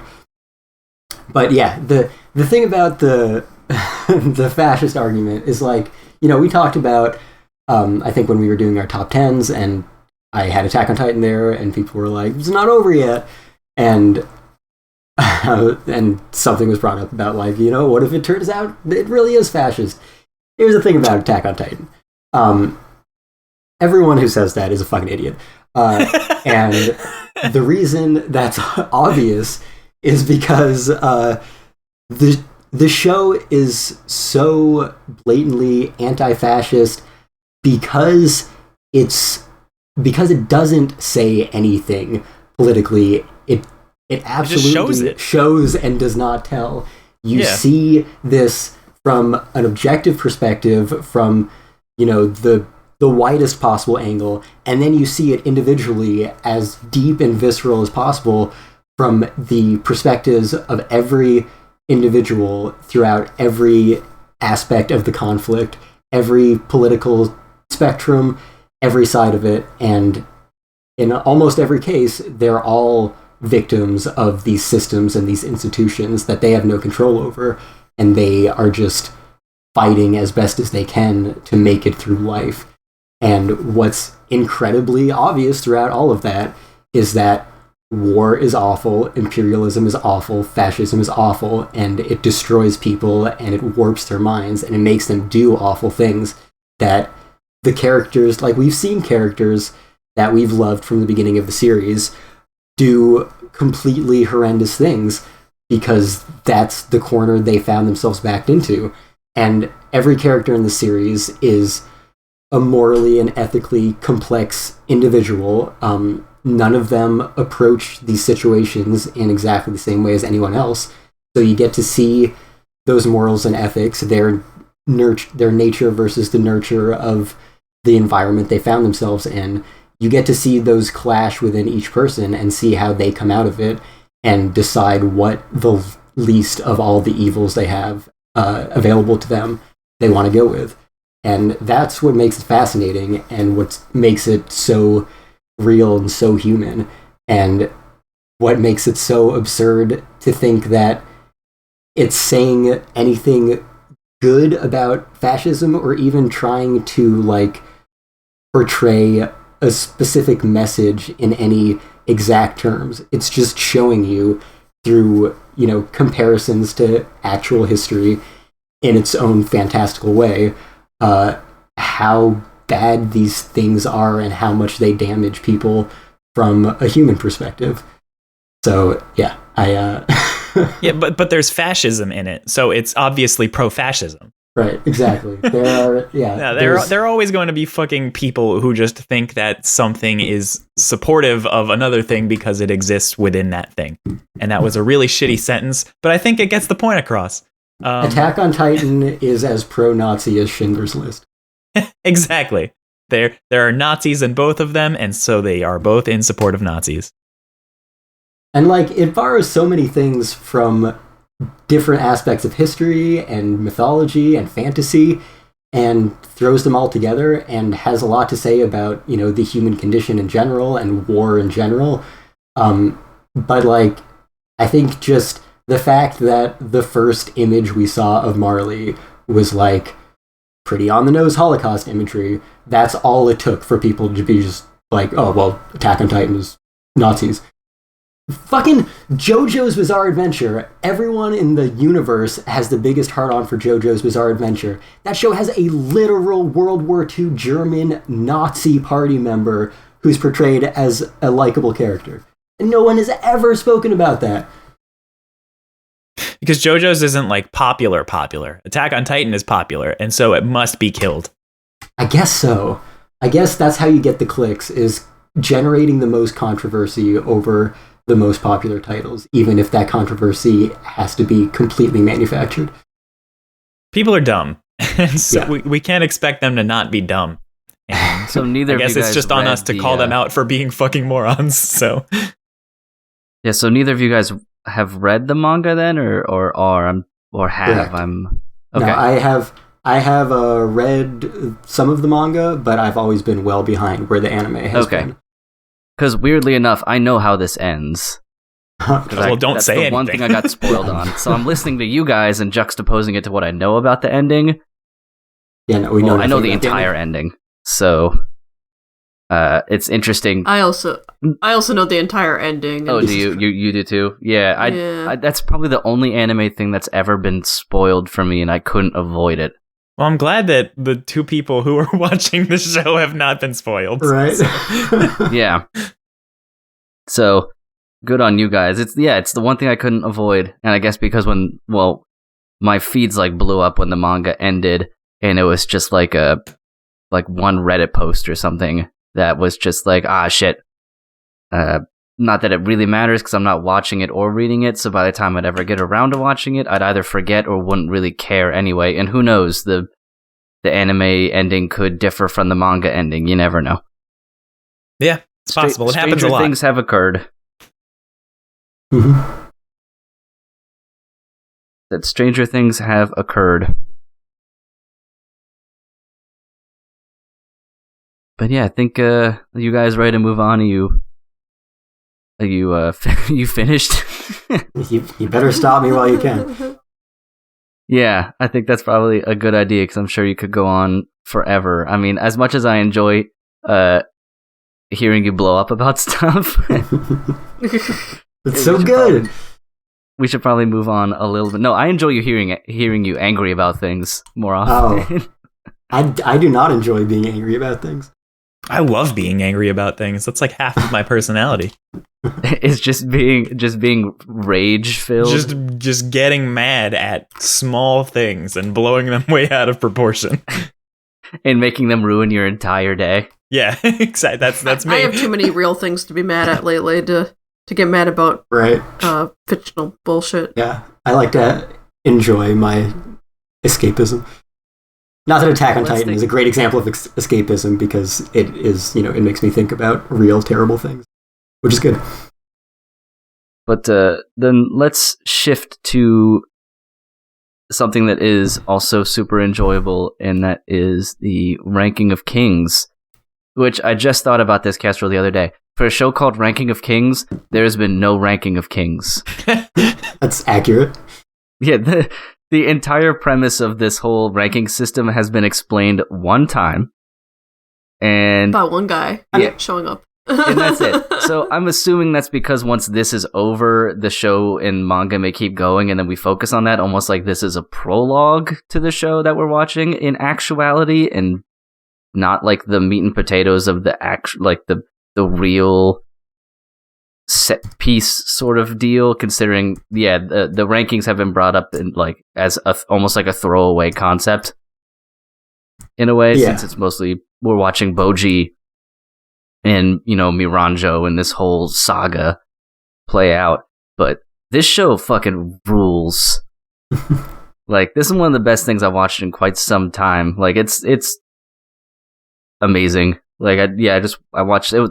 This last episode, the newest one, was what I watched right before we started recording. And I can't, I'm always impressed by how the show manages to make every person, except Boji, not be 100% good or 100% bad. Like, even the villains up to this point, like, I was ready to be like, Miranjo sucks, and I hope she's dead. And then the show pulls out something that's like, well, maybe not. Like, the whole, in like Despa and Desha's saga and that whole family thing going on, it's like a perfect example of when you reach a certain scale of government, there is no right or wrong decision. They're all just decisions with varying consequences. And I'm like, this is absolutely perfect, that for a show that on its face seems like, happy-go-lucky in a way, like sort of lightweight based off its art style and how it begins. It's like, oh, we're dealing with a lot of stuff now, like genocide and things, essentially just kind of wrapped up in this Osamu Tezuka-esque packaging. And like that, the way that all the characters are unfolding, I'm like, this show is great. All the characters are great. The animation is a lot of fun. I really can't think of any bad things about it at this point. Yeah, I think this is probably out of all the shows I'm watching, Demon Slayer, Tokyo 24th Ward, Boji and stuff, this is the one I definitely look the most forward to. Like what DJ was saying before with Dress Up Darling, I'm like, I look forward to the Boji episodes the most. I enjoy watching them, but this is the first time in a while I'm like, God damn it, Boji doesn't come on for like 2 days. But I see you ranked it pretty high as well, Kestrel, so that's good. I mean, I know you liked it before, so there's no reason why that would stop. I've definitely always loved it, and I think a lot of those things, it's a very different kind of show, especially aesthetically, but I think a lot of those things it does have in common with Attack on Titan, and why I love that, the moral and ethical complexity of all the characters, the political implications, and the very heavy themes like genocide. I guess I'm getting kind of a double feature of those. I agree. We've talked about that show a lot, but it does continue to be extremely all the time. Yeah, Emily was half watching the episode with me too, and she thought also that Oken looks like just a grotesque Saint Seiya villain. Yeah. Which I really enjoy. I think I like he's actually one of my more favored character designs, I think, because of it's like simple but like creepy and sinister at the same time, especially because he doesn't talk or do anything but make just guttural noises. Mm-hmm.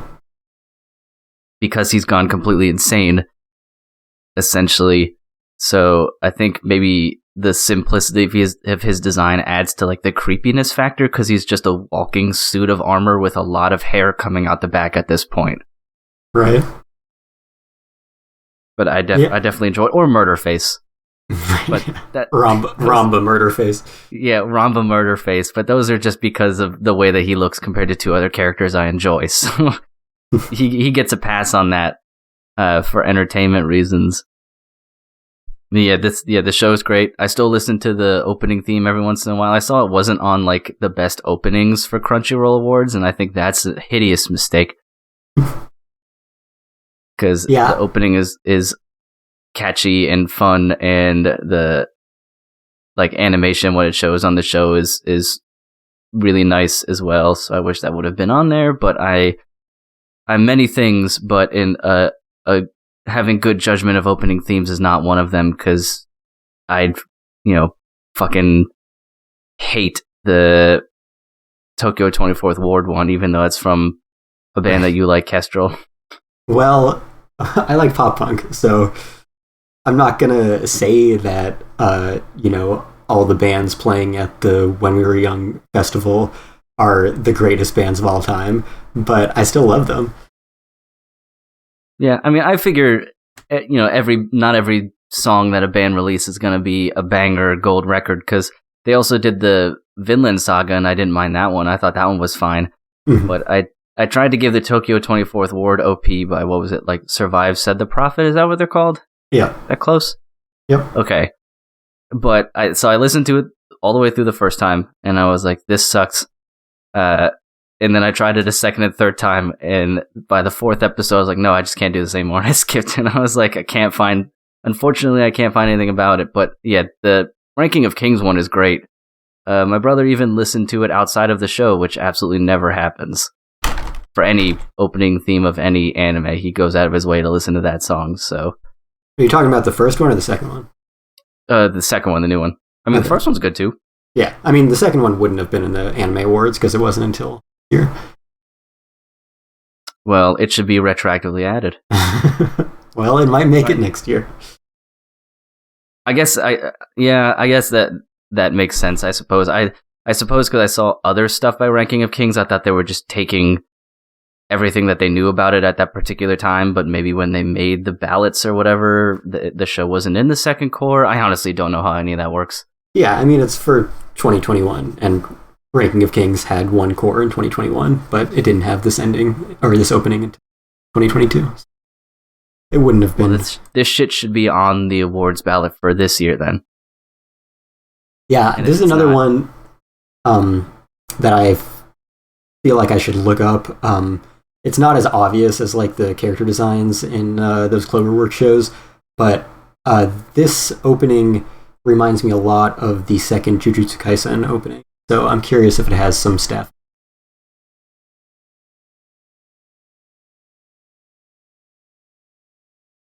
Yeah, I'm glad you're watching it as well, Kate, even though you are behind a little bit. Is the dub pretty good? Someday I will be caught up. That was good. Sungwon-esque. Yeah, there's that.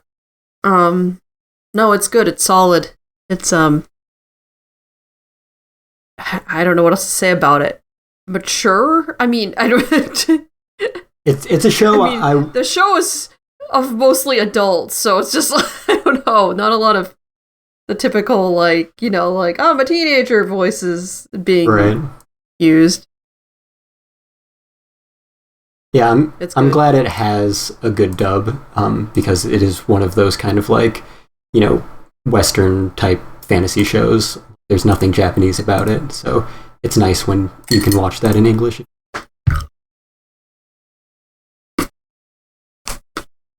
Indeed. Yeah, I wish I had more to say about it, but as you said before, Kestrel, we've already kind of talked about it at least twice, not counting this.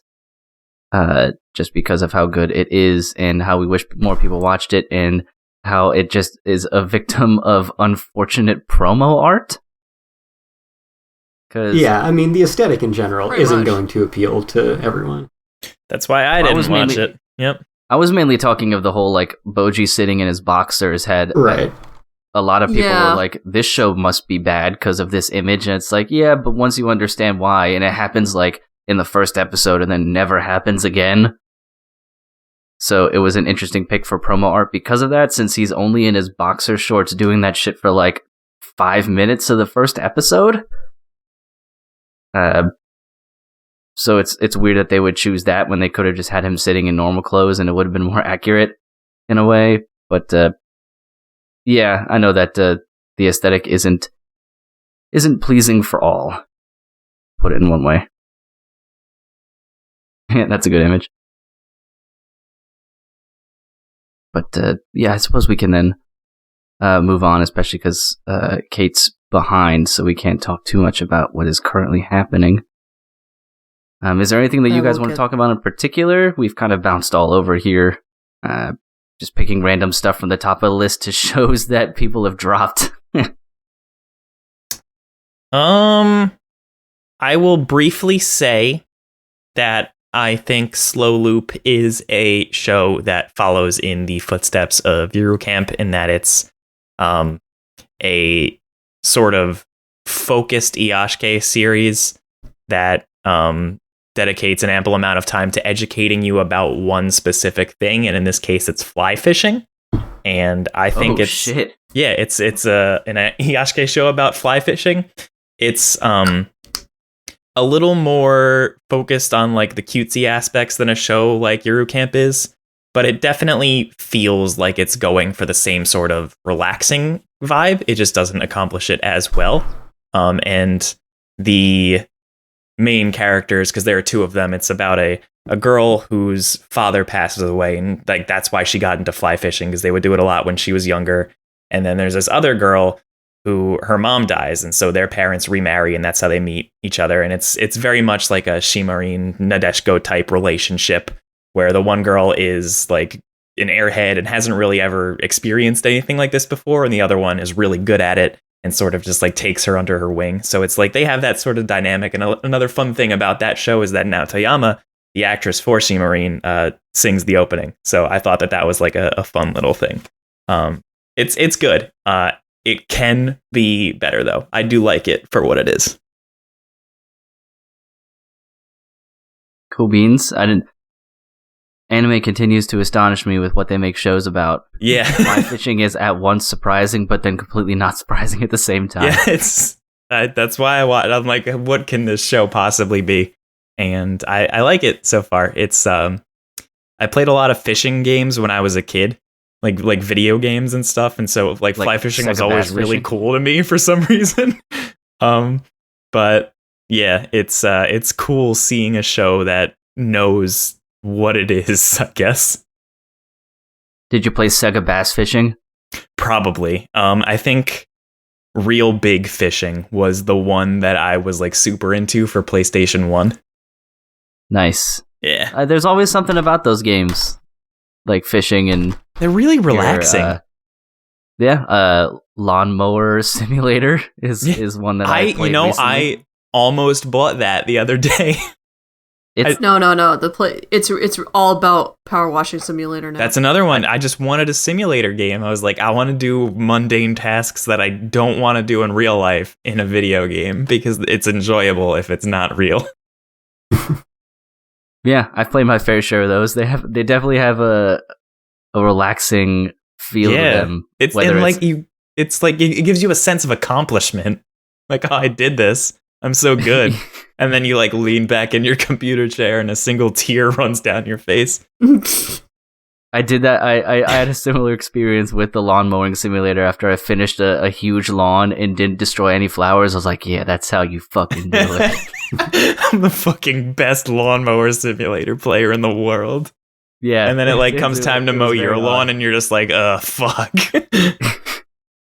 It's an odd experience, but yeah, rewarding at the same time, because yeah, just mowing your own lawn or doing your own power washing just doesn't work the same way, it feels. But let's get back on track here, though I do enjoy knowing that other people out there like lawn mowing and power washing simulators.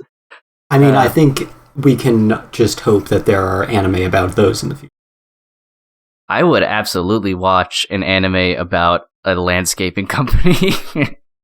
Oh, yeah. No fucking doubt. I would at least give it the old 3 or 4 episode try. I'm sure it'll happen.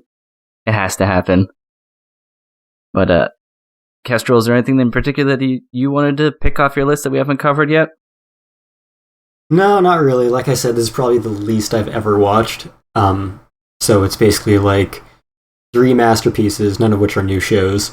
Like 3 decent shows, which are mostly sequels, and then like 3 mediocre shows that are barely hanging on. Not too much to talk about. I forget, is that Salaryman's Club a badminton show? Sure is. How much badminton is in it? It's all badminton. Oh, is it? Damn it. Okay. I wanted to watch that because I fucking loved badminton when I was in high school. And I just didn't because I was like, I just don't think it's going to be enough badminton for me. Well, the main character, so he's a salaryman, obviously, but he gets this job as a salaryman specifically to play badminton at their company team, because that's all he cares about in the world, like every sports anime protagonist. And he gets to this job and gets like his assignment as a salaryman. He's like, what the fuck is this about? I'm here to play badminton. I'm supposed to sell stuff. So yeah, he is very badminton heavy. And he's got like, super sports anime powers where he can like predict people's movements after he observes them playing for a few turns or whatever. Ooh, so he's that type. Yeah. You always got to have that one, the one that does the math. Yeah, apparently Light & Films has the market cornered on uncharacteristically well animated badminton anime. Oh, did they do Hanebado too? Yeah. I wish that their soccer anime was better animated. Which one is that? Farewell, My Dear Kramer, or something like that, where I watched it. I hated it at first because it just looked really ugly, but it was actually a really good show by the time like they actually start focusing on soccer, and it like wound up being one of my favorite things that season. Yeah, I too was curious about the badminton anime, but I was also concerned that there would not be a whole lot of badminton because there was also dudes in suits, and I'm like, this seems like one of those ones where badminton is going to be like very on the back burner. Dudes in suits first, badminton second. Yeah, but if your badminton is going to be on the back burner, would you rather the focus be like idle bullshit or like Uramichi style like corporate hell? Because I mean, my that's answer. what like other office based stuff like Agretzko, and basically if you have a show about salarymen, it's about how awful it is to be a salaryman, which is fun. I want to see a show that glorifies being a salaryman.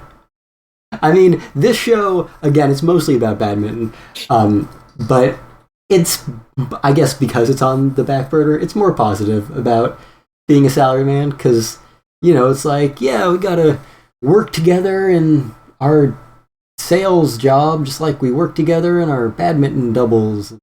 Yeah, whatever. Boy, you made that sound terrible. Had me going for a second.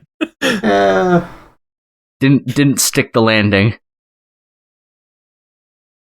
But I have the last show that I'm watching is similar to how you felt about Slow Loop, DJ, which is the Tokyo 24th Ward. They don't have anything in common, like in their shit, because this is a sci-fi show.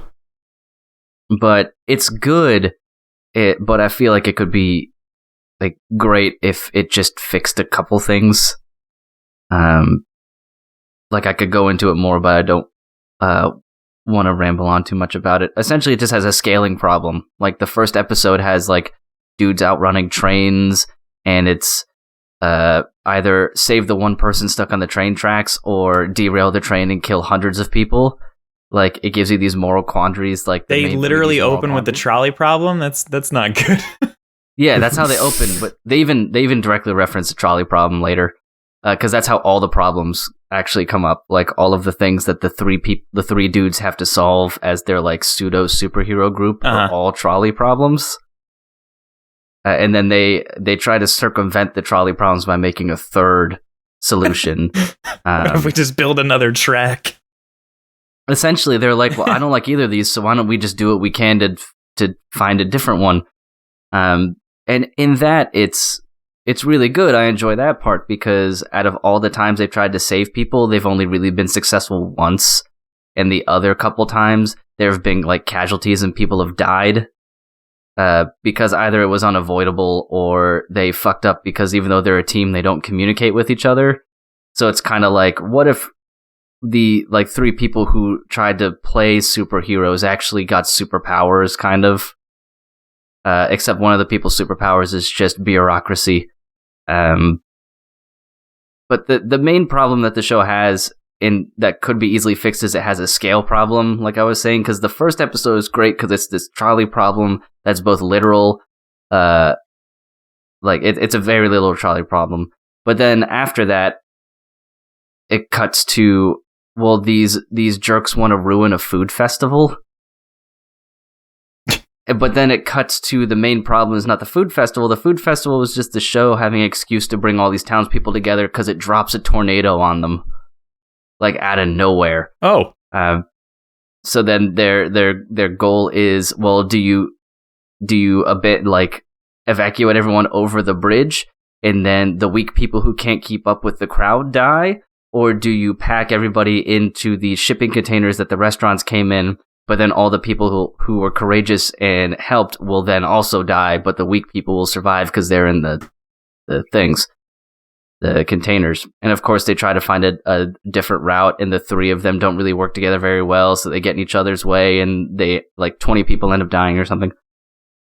But if they could just fix the scaling issue so that it wasn't just minor problem turns into major problem, I think that would fix a lot of shit. But it's really enjoyable and the animation is really good and the concept is great. It's just that scaling problem and like some of the characters are like super likable as of yet, but it has promise. Like it definitely has promise. I know Brandon had mentioned that it has production issues.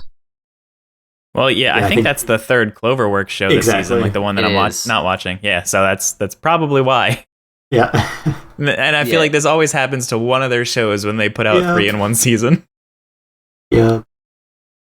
Yeah, so I don't really notice the production issues too much, but then again, I'm not looking for them. Yeah. I don't think the way the story is written is necessarily a production issue. At least in the way I think of it. It's like if this is the way they planned the story, it's the way they planned it. But it's got a lot of cool ideas. It just doesn't execute them all very well. But little tweaks here and there could really make the show kind of pop. So that could be a fun one to check out as sort of like a, good, not great experience. But I think if everyone's kind of talked about what they want to talk about, we can move right into recommendations, par usual, if anybody has any of those. I got some recommendations. Very good. I'll recommend my game of the year, in that it is the only game I'll play this year, which is Pokemon Legends Arceus. It's really good. It's what we've loved about Pokemon for 25 years, with finally some innovation that we haven't had in that entire time. It's got some Breath of the Wild style concepts. It's definitely not quite there yet. It's definitely got a lot of problems to work out, but it's a great first step, and it's really nice to see them actually trying something new and fresh. So yeah, I'm loving that game a lot. Also, Gintama, the final, or the very final, is now out on Blu-ray and DVD combo pack with an English dub that combines some of the previous English dubs, but just watch it in Japanese. And it's got like a booklet with some character art and stuff. And that is the end of all of Gintama, so you can go watch the entire series on Crunchyroll and then watch this finale movie on Blu-ray. And if you get it from Shout Factory, it comes with a poster, which I just bought a frame for. I feel like I should have a framed Gintama poster. And also Attack on Titan, the final season, part 1, Blu-ray, DVD, combo pack, limited edition, as well as the standard edition, are out. I think technically not out yet, but I have my copy of the limited edition. So yeah, first 4 of this final season, and it's all great. Check that out. I am going to use this opportunity to recommend that everyone purchase things from the Celibus Inc. merch store this season, but it's not for selfish reasons. Every sale I make in February, all the proceeds are going to a charity in Ghana to protect women from sexual abuse, teach them about women's health, and help them attend school.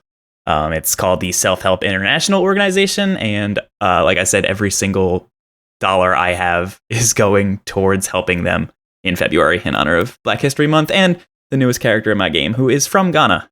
So that is my recommendation for this episode. Very cool. Awesome. Very cool. Kate, do you have anything to recommend? Watch The Legend of Vox Machina. Yeah, that too. That's my other recommendation. Your recommendation was way more noble than mine. More noble than Heroes. What nerdy voice actors made a TV show about their nerdy D&D It's a good characters. TV show, though. I don't even watch Critical Role, and I like it. It's doing all right. A lot of people who aren't familiar with the source material are like, I like this, and I'm like, wow. Because those first 2 episodes go hard, and hey, if you're a kid, you should not be watching this because holy shit. It's a lot more brutal than I thought it was going to be. Yeah, it's funny because when you're just like listening to a bunch of people talk through the descriptions of the horrible carnage they're inflicting, you're like, oh, that's nice, that's just words. And then they animate it, I'm like, oh dear God. Yeah, it's intense. It's really good though. It's like, oh yeah, that happened, and that's real dark when you put it that way.